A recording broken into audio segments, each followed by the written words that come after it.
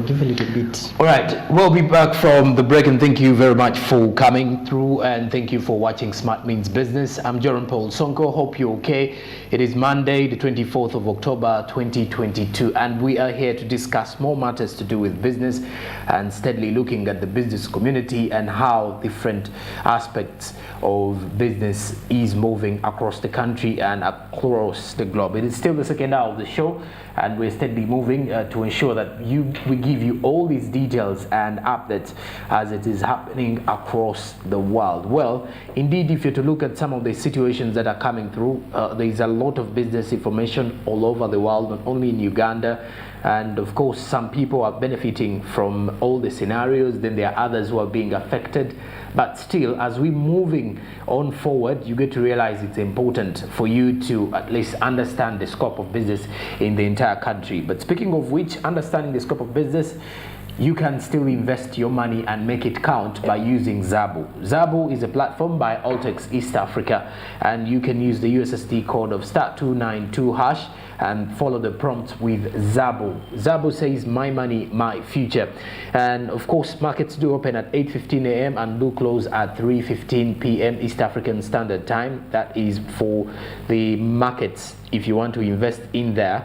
But these particular markets are closed during weekends and also during public holidays. So remember that you can make your money count. Do something new according to Altex East Africa, but then make your money count. Your money is your future, says Zabo. Registration is with your national identification number, and after registration, in the next 24 hours, you're ready to invest in the money that you've definitely made. And of course, not only that, remember that the World Cup is actually coming up next month. That is in the month of November, but there is only one place to find it. Get GoTV by buying the GoTV decoder at 25,000 Ugandan shillings, and after buying it at 25,000 Ugandan shillings, you upgrade to GoTV Super at 39,000 Ugandan shillings. Remember, by buying GoTV decoder at 25,000 Ugandan shillings, it comes with a 1 full month subscription of GoTV value. But if you want to watch all the 64 games live and in HD, you will definitely have to upgrade to GoTV Super at 39,000 Ugandan shillings. GoTV, love it.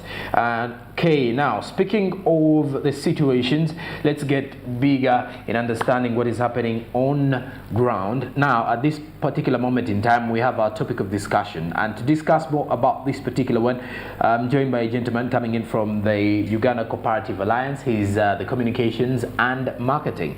The gentleman is Mobile Crispus Moke, who is coming in from the Uganda Co-Operative Alliance, and we are discussing the recovery of cooperative banks in the country, but looking at how these particular ones will enhance development in the agricultural sector. Many thanks for joining us this morning, sir. Oh, thank you so much. Good morning, viewer. Okay. All right. As you can briefly take the viewer through what is the Uganda Co-Operative Alliance about, what do you do, and just a brief background. All right, thank you so much. Uganda Cooperative Alliance is the apex body of all cooperatives registered in the country, of all registered cooperatives in Uganda. Uganda Cooperative Alliance is an extension actually of the International Cooperative Alliance, and Uganda Cooperative Alliance was formed in the year 1961. That's a year before Uganda got her independence, and part of its roles are doing lobby, advocacy, marketing, and creating sustainable linkages of the different cooperatives to different other services that they may need. But also the Uganda, the word cooperative, or the cooperative movement in Uganda actually started in the year 1913. It is as old as that. And also cooperative as an idea, it started in the year 1761 in Rochdale in Scotland.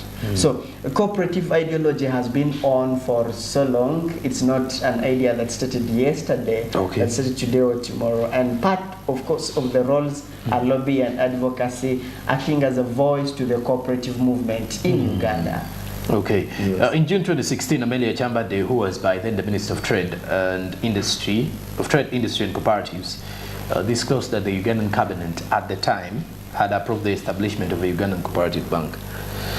But if we're to look at the cooperative banks here in the country, or if we are to talk cooperatives, mainly in the agricultural sector, people are only used to the SACCOs mainly, the savings and cooperative societies that actually provide credit services, facilities, and all that. That is from the grassroots, by the way, not only in the town centers. But if we are to look at the cooperative banks or the cooperative societies, let's forget the bank now. Let's look at the cooperative societies in the country.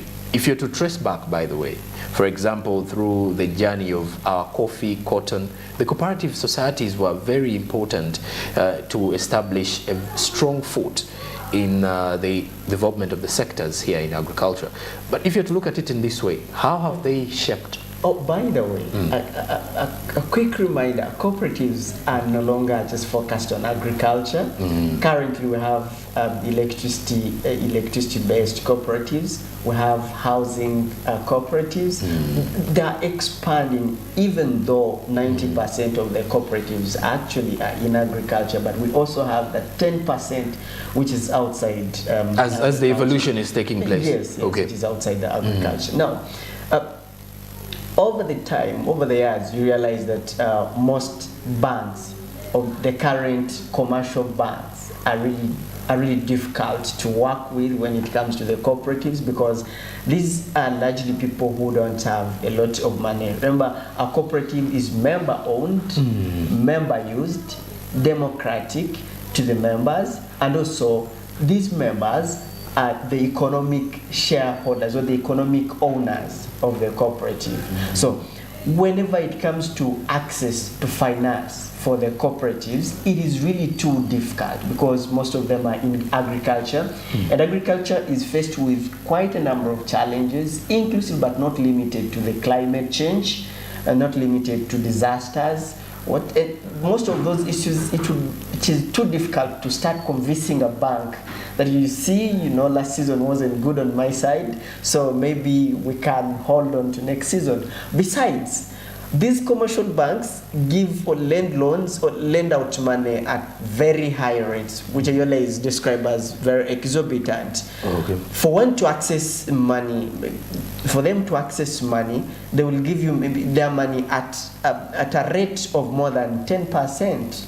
That is too much. More than 10% for an agricultural cooperative. That is too much. That is too much for them to refund. Now, in case of disasters, these banks rarely listen to such excuses. They will tell you, now your loan is due, so we are supposed to recap the money, or else we are taking the mortgage that you used while getting the loan. But now, raising back to the bank, the cooperative movement, this will not be the establishment of the bank. It will be the re-establishment of the cooperative bank, because we've had it before and it has worked before. It has helped so many cooperatives before. Now, getting money from societies, yes, it is getting money from societies, yes, has worked for them for a little while, but absolutely, we should have a big financial institution that will offer financial services, that will extend financial services on friendly basis or friendly terms to the cooperatives. For example, giving people money or lending farmers or cooperatives money at least a rate of 5%, because once you go past 5%, really that is too much for them to afford, And the issue of the bank, the discussion of the bank has been on for quite a while. By the way, what is this bank we're talking about? The bank was an establishment. The bank was established in way back in the 60s, by the way. We had the cooperative bank from the 1960s until the late 1990s, when USAID and when the Bank of Uganda declared that the bank was bankrupt.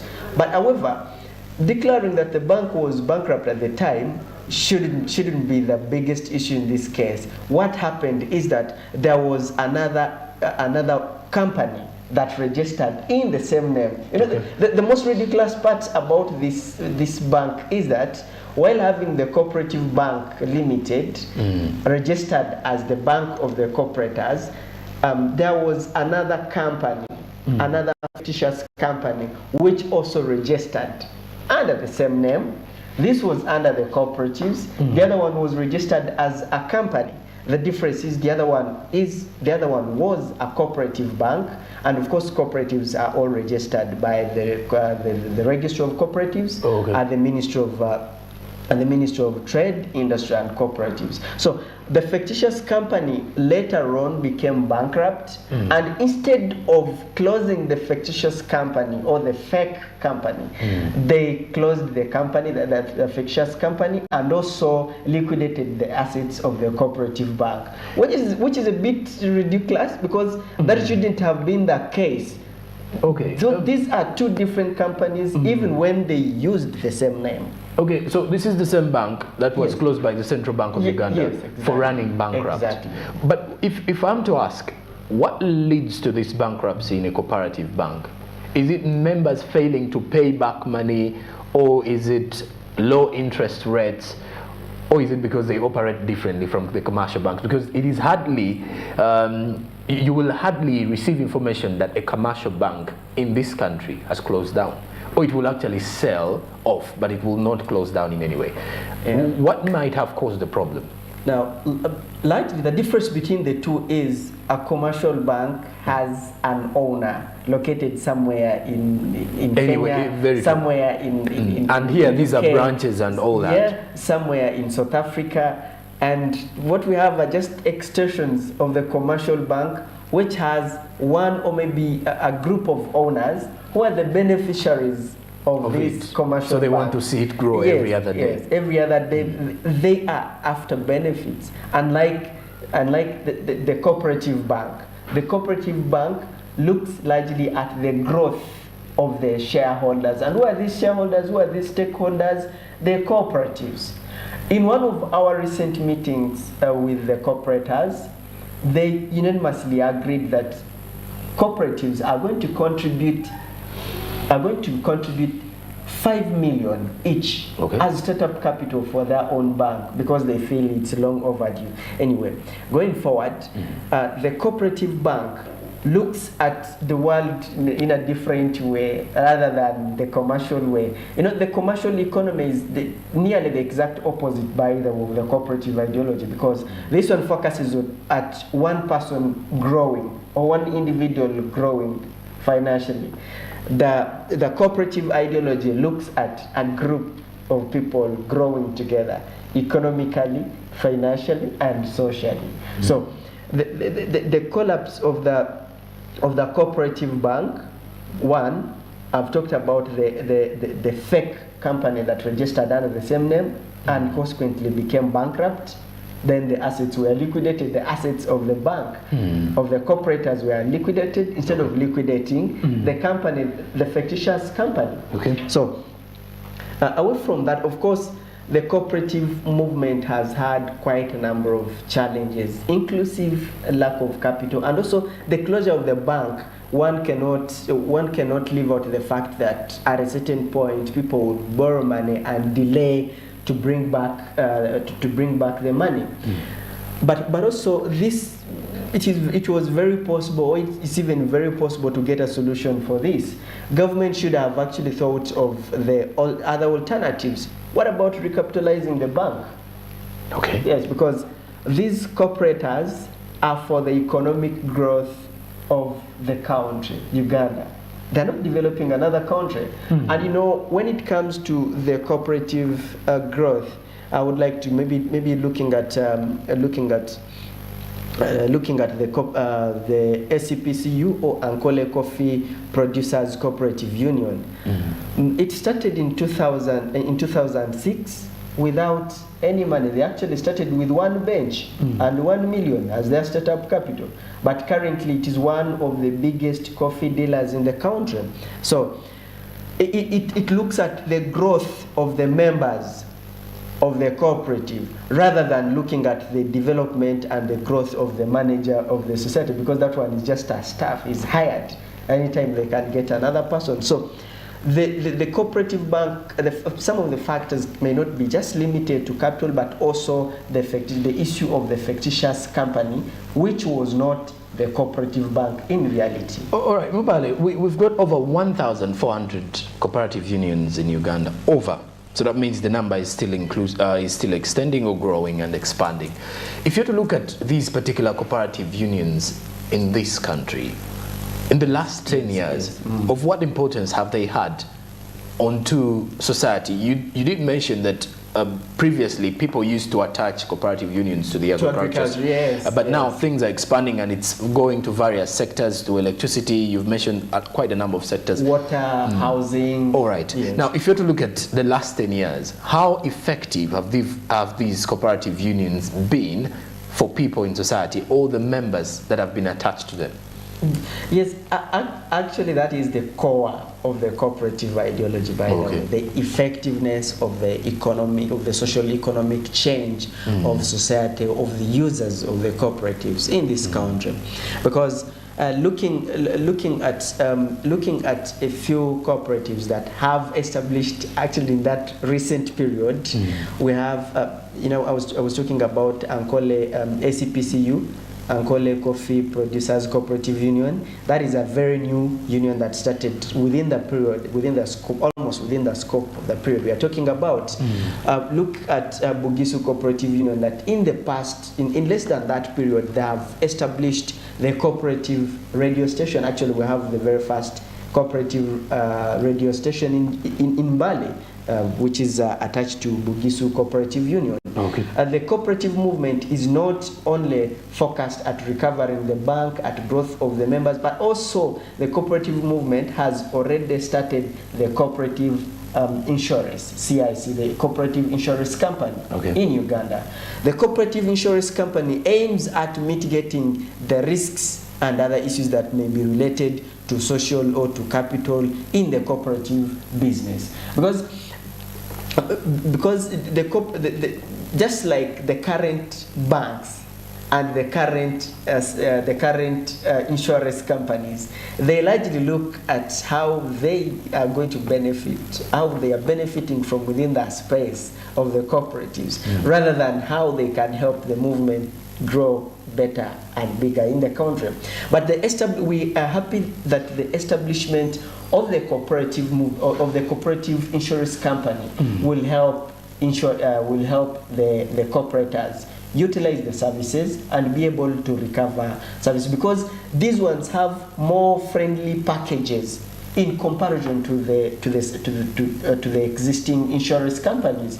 By the way, it is because of the economy. It's because of what the cooperative movement has so far shown the government, that the government of Uganda has recently thought of using the cooperative ideology as a model of development. That is the parish model. Because looking at the cooperative way of growth or way of development, it focuses more. It is more societal than individual.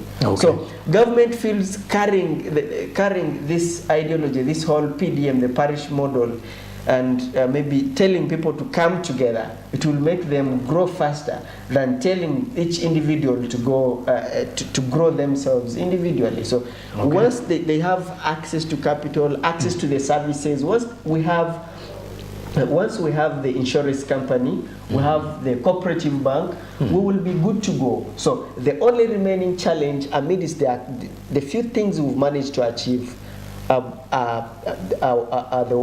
cooperative bank. However, in 2017, by the way, Uganda Cooperative Alliance, in a meeting with the president of Uganda, discussed and informed the president that the societies, the credit societies, were were expressing challenges to do with double taxing. Okay. And the president of Uganda was happy with it and gave a 10 years exemption, tax exemption to credit units, right. credit societies. And this is, by the way, a big achievement, because you cannot double tax a society. Remember, this society is member-owned, member-used. The very tax you're going to levy at one level, if it is repeated, you are levying it to the same people. You're not taxing a different group of people. All right, Crispus.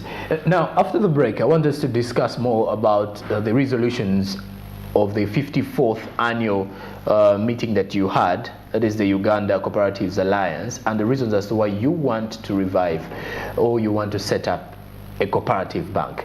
That and more is what we're going to be bringing for you as the viewer out there who is watching. Stick around. After this break, we discuss more here regarding cooperatives in the country.